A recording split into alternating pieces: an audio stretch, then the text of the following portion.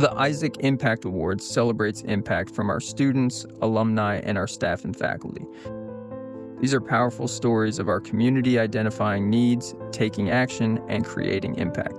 If it inspires you, please share it with others.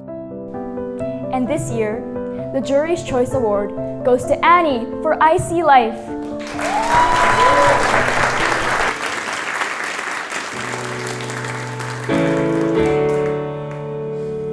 If one day your favorite song was playing, but you couldn't hear the melody.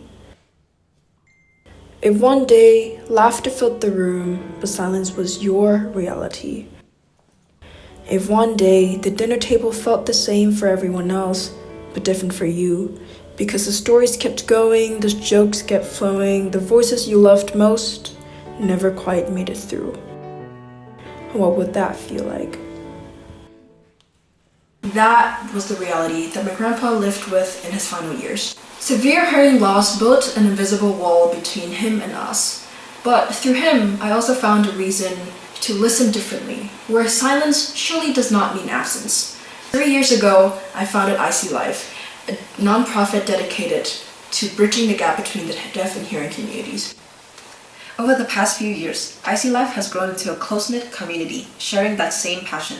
We've organized 2 exchange events, taking ISAK students on a day trip to a local deaf school here in Japan.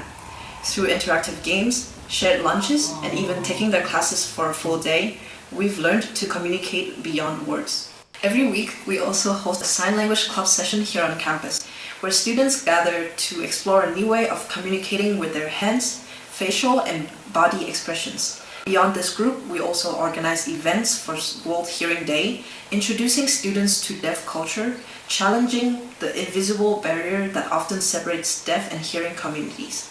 At the same time, we're exploring how technology can also help us bridge this gap, as we're currently prototyping an AI-powered platform that teaches sign language, providing beginners with real-time feedback and guidances as they practice.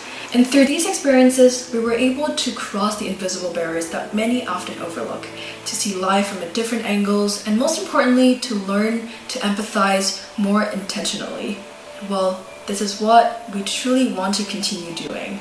Because for the longest time, deaf individuals have always been expected to adapt to our hearing world, to read our lips, to follow our conversations, to find ways into our systems that never really built for them. And perhaps it's also time for us to step into the world for a moment. The more time I spend with the deaf communities, the more I realize silence truly does not mean absence. It's just another way life is lived, and sometimes all it takes to hear it is a willingness to listen differently.